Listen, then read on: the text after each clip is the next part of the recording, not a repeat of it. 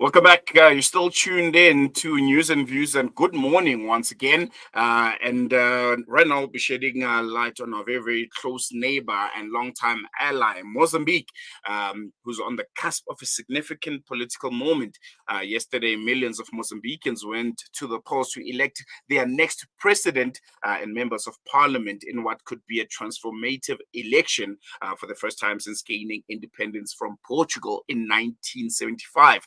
Mozambique might see a young leader, someone born after independence, well, their version of a born free, and that person might take the reins of power. But at what stake? As President Philip Nyusi steps down after 8 years marked by economic challenges and corruption scandals, including, the infamous tuna bond scandal.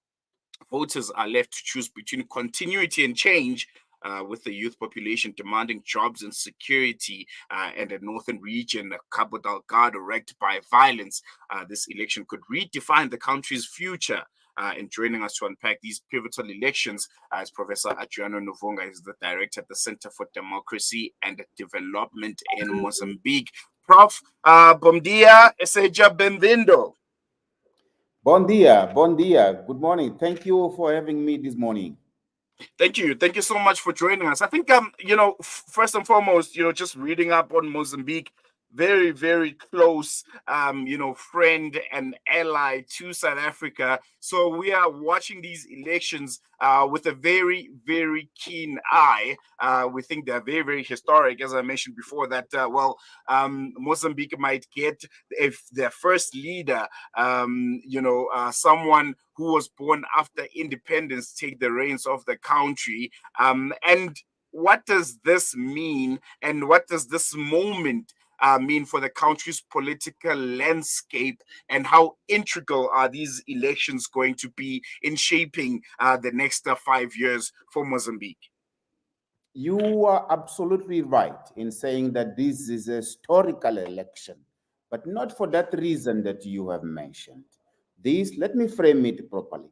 It is a historic election in that it is the first election after the death of the late Yakema that Frelimo, which controls the state, in fact, it has captured the state, is facing a real contender, someone that is seriously contending for Frelimo power, and that is Venancio Mondlane.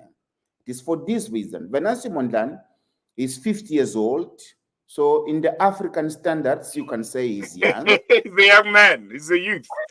Yes. In African standards, he's young. And he's a breakaway from the former rebel movement, Renamo. Remember, last year, he contested for local government elections under the Renamo ticket. And there was massive fraud. The election was stolen from him.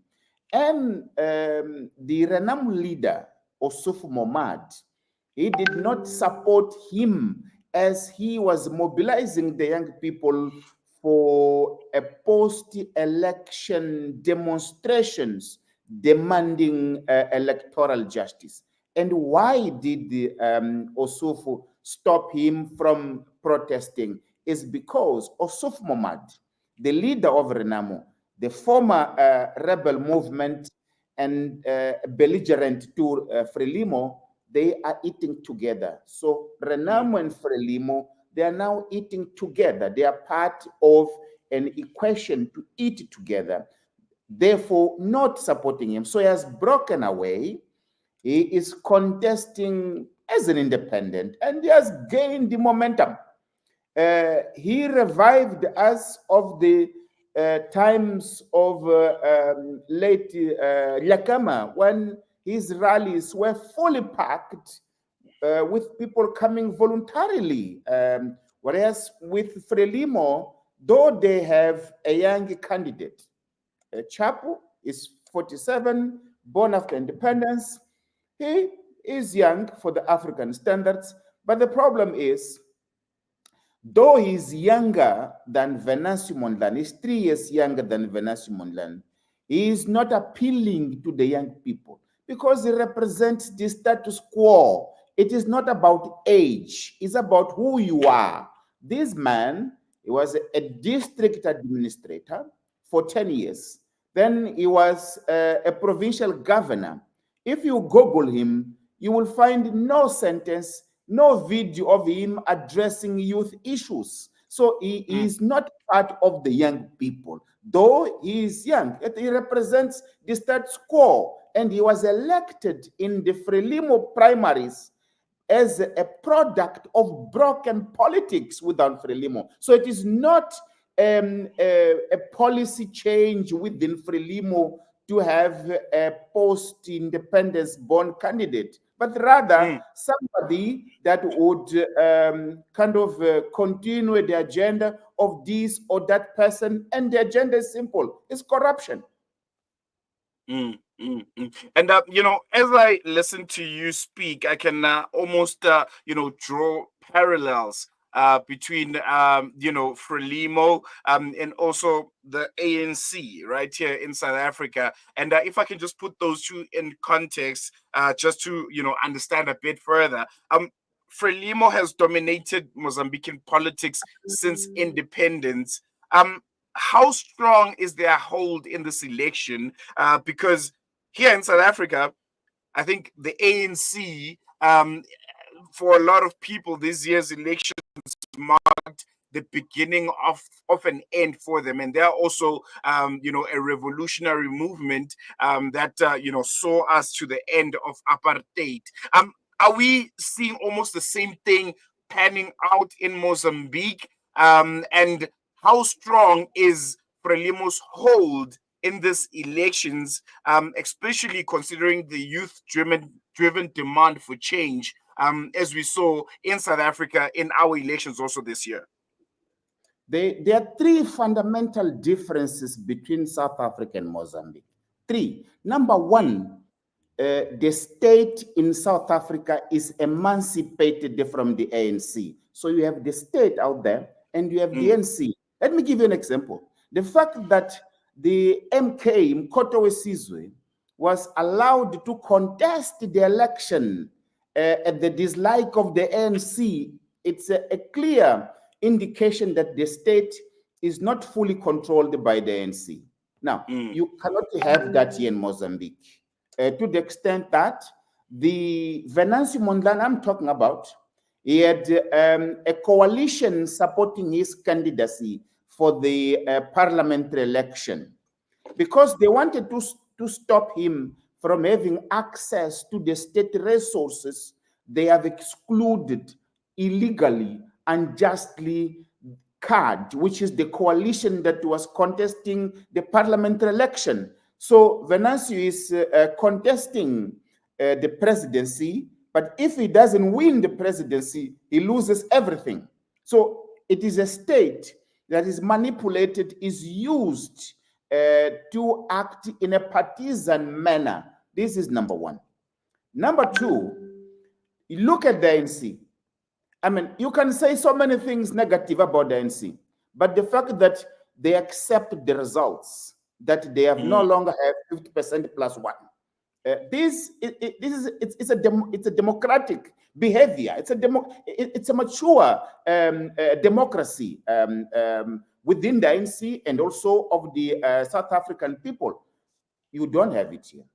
The Frelimo has been in power since 1999, resulting of fraudulent election, manipulated election, and stolen election. I'm talking of last year's election. The mayor of this city, Maputo, is illegitimate. He was not elected. Plain sight, they stole the election. They have been stealing since the time of Shisano in 1999. Shisano was not elected by the people. But you in the region, you look at him as someone who is legitimate. But he was not elected by the people. Since then, Mozambique's electoral governance institution has been stopping the political will of the masses, of the people. It is the institution of electoral governance, which is captured by Frelimo, that is denying the will of the people to determine who legitimately will lead the nation. This is number two. Number three, you look at the youth in South Africa. I mean, South Africa is one of those countries where every time I go there, there's demonstration here and there. People, it's a vibrant democracy in that people are allowed to freely come together, demonstrate, express their anger, and police, they will respect them. They understand that South Africa's democracy, it is for South Africans. It is not for the ANC.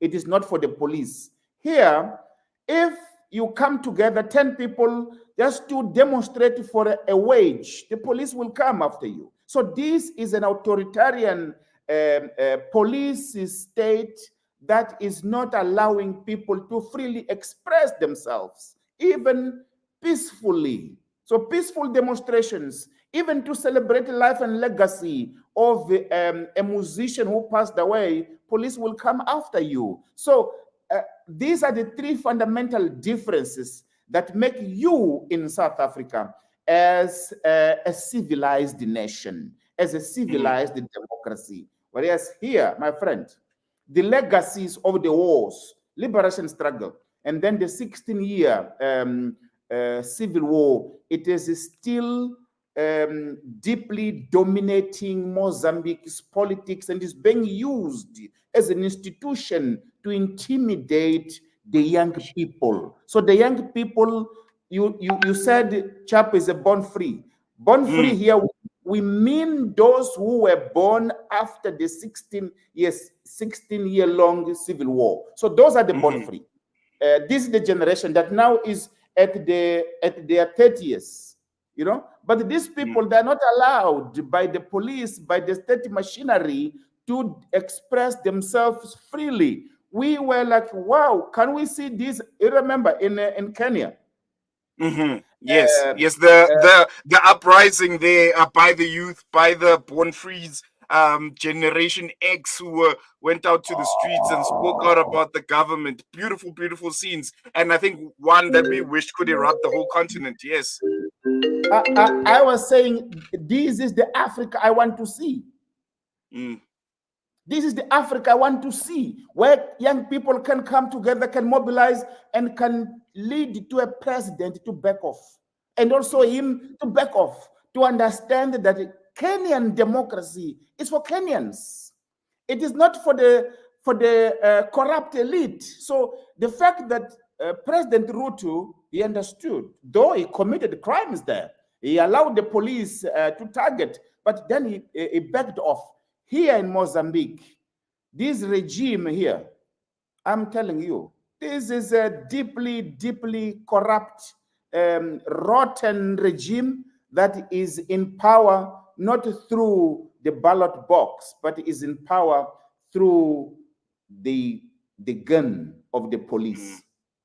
Just one last question before I let you go. Unfortunately, we have run out of time. Are these elections going to be free and fair? And what's your, when you look at, what's been happening, the reaction of the populace, what could be the ultimate outcome when you look at your proverbial glass ball? Well, obviously, the fact that the electoral institution has already excluded one strong political party, it is paving the way for fraud. This is number one. Number two, the law that is governing this election, it was approved by Parliament 2 months ago. Can you really have the rules of the game only approved 2 months ahead of an election? And the process started last year. And why they only passed the law now is because they wanted to remove the powers of the district courts that have played a fundamental role in last year's local government elections in nullifying fraud in 3 districts. So they don't want that to happen. So they removed their powers to concentrate them with the Constitutional Council, which is the face of state capture by Frelimo. So everything is set for Frelimo to steal the election. And yesterday, we were documenting all forms of fraud, including denying the opposition parties to have their party clerks to observe the election. So it was Frelimo, and Frelimo itself there doing everything they wanted. They have denied that. And accreditation, observers, they were not properly accredited. You have Africans from SADC who wanted to come and observe an election. South Africans, Zimbabweans that were denied coming to observe election. Can you stop the borders for South African and Zimbabwean to come and observe election here in Mozambique? What do you have here that you cannot open to your neighbors? Your neighbors. I mean, we're all one people, and you are stopping these people from coming home to observe an election. This is clearly that they want to steal the election. They want to change the results that as they have been doing it. Unfortunately, we have run out of time, but I'm pretty sure as the numbers start trickling in, I will definitely be having you on air again just to unpack them and to further this conversation. But we're going to leave it here for now, Prof. Muito obrigado and adios. Thank you. Thank you. Well, there you have it there. I think really, really concerning sentiments there by Professor Adriano Nuvunga. And I think we'll be watching with a keen eye here on Salam Media on how those elections in Mozambique do pan out. But we're going to leave it here for now. We'll see you after the short break.